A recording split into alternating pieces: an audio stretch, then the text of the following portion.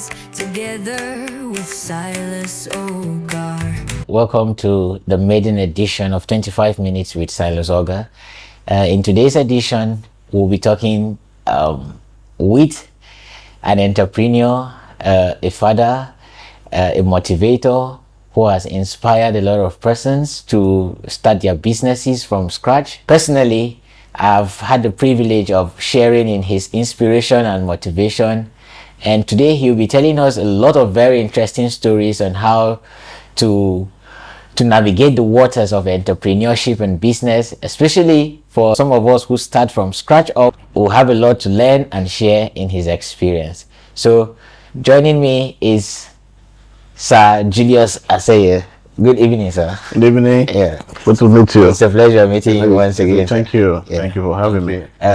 Everything is right. Thank you. And thank you very much for honoring us and agreeing to share your experience with our audience out there, whom a lot of them are young persons like myself, and we want to know how best to succeed and grow in business, in society, to navigate the tough water. So there's a lot of experience you have. We will be glad to tap into your wealth of experience. Thank you very much, sir. You're welcome. You're welcome. Okay. Yeah. I think my message to young entrepreneur, most especially in this our climb in Nigeria, is I will start by saying that first you have to set out your goals, what you want. You know, you have to be focused. You have to be disciplined. You have to understand the terrain you're going into, and you have to be aware of the challenges you're facing, so that you will not be weighed down as you're facing those challenges. To be a good, or probably as a young entrepreneur, you need to be disciplined, so to speak. You need to take up the challenges headlong and understand that life is not a bed of roses. You face with a lot of issues, but your commitment to your goals, your commitment to your own ambition will determine your destination. So can you share the story of how you started in your business, and what was the initial inspiration that made you stand out to go into business? Yeah, I asked a young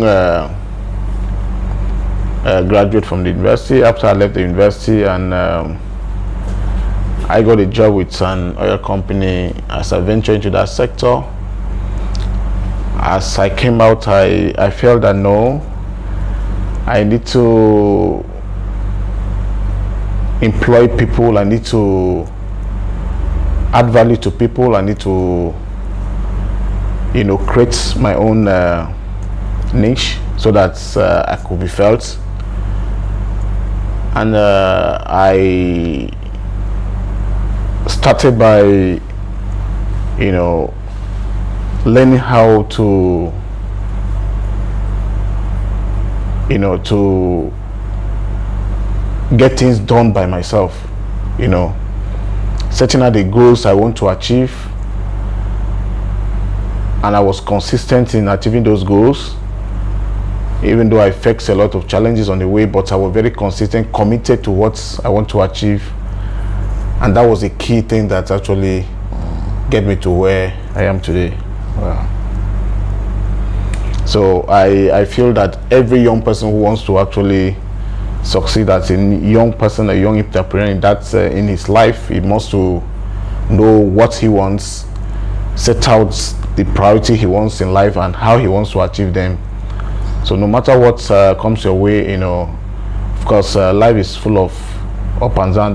Life full of challenges. You definitely be focused to achieve what you want. Yeah. What were some of these peculiar challenges you encountered, and how were you able to handle some of these challenges? So yeah, one of the challenges in fact, one of the major challenges I encountered as I was building my business, as I was trying to get myself on my feet, was one, betrayal from some close friends I entrust my business into to manage some of the outlets I had, and I say, okay, you take care of this and all that. So a lot of betrayals. Secondly, I had the challenge of funds, to start up my business, which of course, since I was committed to what I want to do, I overcome that by learn some good friends who actually come to help by providing some services, which I later paid later. Then one of other challenges I had is the environment we operate in, access to credit, which was very difficult to get, as it were. But if you're aware, if you know what you want and how you want to go into what you want, you try to making sure that everything that you need to do within your powers, you get it going or done. So that's majorly what I had. In fact, to be specific, I had a school, a classmates. We finished from the university, so, and our major market was in Oyo. So I employed him and asked him to go to Oyo and take care of our deliveries at Oyo. But at the end of the day, he ran away with so much of our money. And even when he was arrested, and we got him arrested, and we discovered that the money was spent, so we have to come back and start again. But because we were committed to what we wanted, and we were committed to what we needed to do, and we kept pursuing that particular goal, have to revive ourselves, and that's where we are today. In terms of betrayal, how were you able to really manage this? And was there any form of legal documentation and stuff like that? What role does legal standings imply in situations like this? Okay, I think when we started, we were just actually believing, more or less on friendship. We didn't talk much about legal documentation. Okay. Yeah, it was like, okay, I've known this guy for some time, I've known this person for some time. I think we were depending on the person, expecting that the person is going to feel or actually integrate into the system the way we feel, and we can grow together. Okay. Now, in terms of legal documentation in this side of the world, it's a very brilliant idea. But basically, what I would say is that background checks is very important. That's what we didn't do. So when you're going to legal documentation in especially Africa, in fact in Nigeria, for example, our legal system is not too encouraging. But what I believe is that background check is more important. You check the person background, check how he's been doing things he's been doing. It pay you more, most especially like, okay, for example, the apart from the incident I had in Oyo, I had one in Imo. A couple came to serve with us, and about 2 or 3 years, it was given an engagement, and we brought in his scope to handle most of our deliveries. Yeah. In about 6 or 7 months time, he ran away with almost about 10 million to Dubai. Wow. Yeah. Although he came back for his marriage, and he was arrested. Now hand over to the police. He spent about 1 or 2 weeks with the police. The police wasn't giving us what we wanted. We moved him to EFCC, but the African issue or Nigerian issue played, and he just vanished like that. So when we approached the EFCC, what's happened, they were now telling us stories and all of that. So so what I'm saying is that we could do legal documentation, which is very, very good, but basically what's to enforce it is a problem. Is a problem here actually here. So I think background checks and to know the history of the person or the history of the family it should be, it's very important. I think that's what I would say in that regards. Yeah. Okay. Yeah. Wow. Thank you very much. What role do you think mentors play? Because a lot of young entrepreneurs sometimes don't see the need for having mentors. But what was the role of a mentor in your journey so far? Were there really any mentors to say? Yeah. In fact, it was in the whole.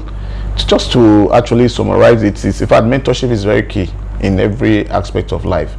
When we started, when I left ADAX and I came in, and I had a friend who was working, of course, we were still together now, he was working with Access Bank as it were. And when he left, in fact, we started with getting those who were in the business. In fact, they even supported us, and in fact, they guided us and told us what is involved, that we shouldn't actually, when we get this product, when we get into this thing, we shouldn't panic. This how it's going to be, this what we are going to expect, these are things that will happen. In fact, that's actually guided our whole story to this point we are. In fact, we navigated the waters through what they actually told us, what they advised us, in fact, things they say, okay, this is what you expect. In fact, I could remember one of these days, we had a particular company came into town to do a tank farm, and we were so eager to do business with them, and they said we are going to supply products and we'll be paid in 30 days. Okay. And we asked them, okay, and so we now ran to one of our mentors, say this is what it is. The guy told us that no, we shouldn't even go that way. If we want to do it like that, we're going to, but immediately the product is delivered and these guys could go away with our money. But we should ask them, okay, if it's 30 days, what is the percentage they're going to add to it? Even if they accept that they're going to add 30, 40, 50% or 10% to cover our 30 days, they must give us a bank guarantee. Right. That okay, after that 30 days, we don't need to go to them to ask for our money. We must approach the bank to catch our money. So it's them and the bank that will negotiate that. So if the merely bank guarantee is given to us, we supply the product, our business is just only with the bank. I think that's actually helped us. If ordinarily, probably we will have just gone into what we wouldn't have expected. So it's a wonderful thing to have mentors to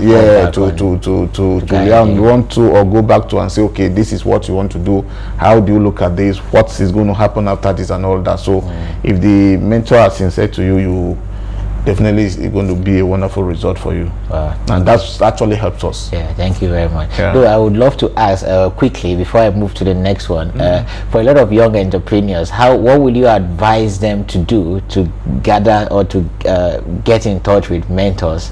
What strategies, other than qualities like be humble and stuff like that, how do we gain access to the right mentors? That is it's a wonderful question, and I think to get access to the right mentors who have actually succeeded in their career, succeeded in their businesses or whatever they do, it's about your life history from how you started to where you are. And of course, people will tell stories about you. People will tell stories. In fact, when you're getting too close to somebody who is successful or somebody who has done something at a certain level, I think the person first of all ask, who is this person, what has he been doing, and where is he from and all that. So when people begin to tell good stories that okay, this person has been doing this, a young person, he has been aspiring this, he has been adding value to this, I think that is very important. But if your life journey has been the one that maybe probably you're not sincere, you're not straightforward, you don't pay attention to detail, you don't maybe jump from one spot to another, I think nobody wants to actually entertain to. It's very difficult for anybody to actually accept you, to share his memory, or to even accommodate you to be part of his progress. So I think your life journey, your sincerity, your commitment to whatever you want to do, in fact, to voluntarily add value to things and all that is very, very important for anybody to accept you into his anything he's doing into his project that he's actually handling. So and again, I know most times young people once they know that okay, this person can mentor me, the first thing they do is to make appeals of money, and instead of really trying to seek value and drive value within. So I really appreciate that point of view. You said something about being focused, but as related to you as a person, how do you maintain focus in rough times, in tough times? What's that? Do you have like a particular strategy that helps you maintain focus? Because sometimes there are some waters you get to, some turbulence that can really tilt one off balance. But are there specific things to consider? Okay. I think what you're asking is, when you're passing through, troubling times, when maybe things are not going your way. That's right. How do you really cope, and how do you stay focused to your goals and all that? So it's very simple, and I think basically from my own experience, when things are not really going your way, when things are actually not what you expect, but you stay focused. You try to break down your expectation. You try to adapt. You try to be more innovative. You try to take, a risk when you're supposed to take, because as at that time is going to be very, very things will be very rough with you. So when you're supposed to take a race, you take a race, but your target, you try to break it down in a way that you set small goals, and you try to celebrate your small wins.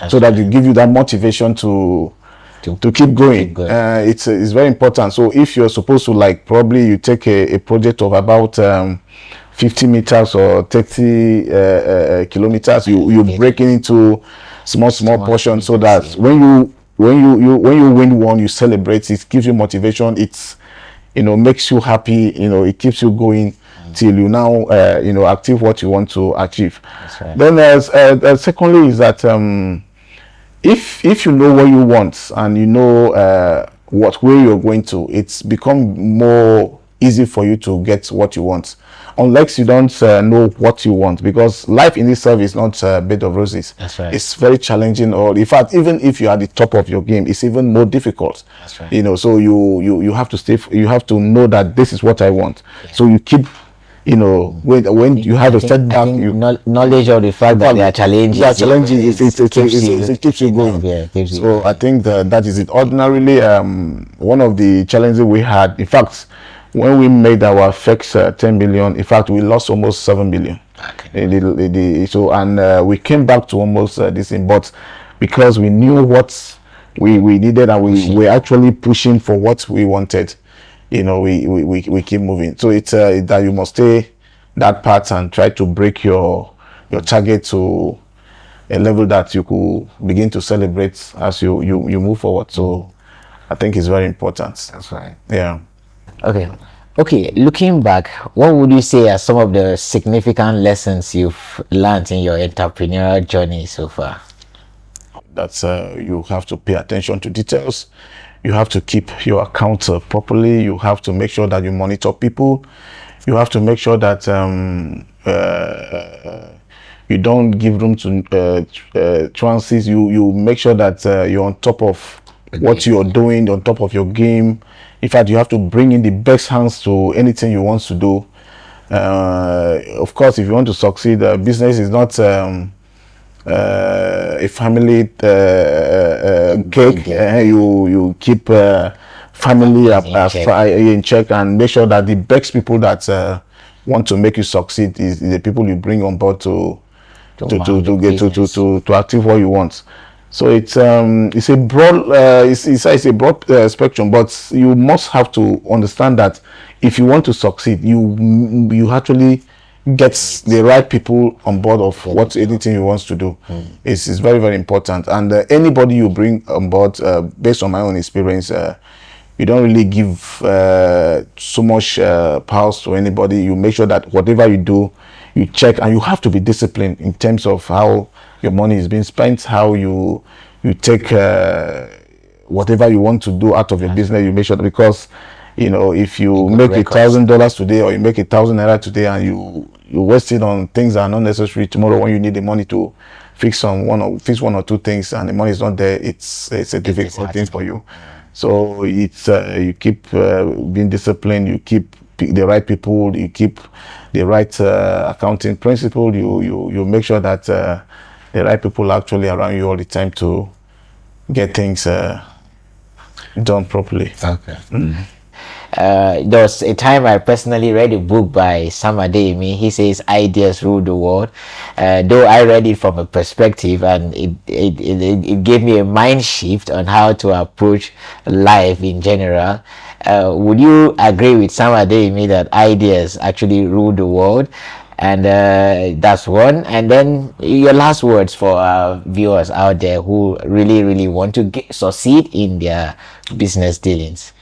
Yeah, I will agree, perfectly with Sam Adeyemi. That's idea rule the world, and the idea is you have to nurture it. You have to make sure that the idea actually reach where it's supposed to reach.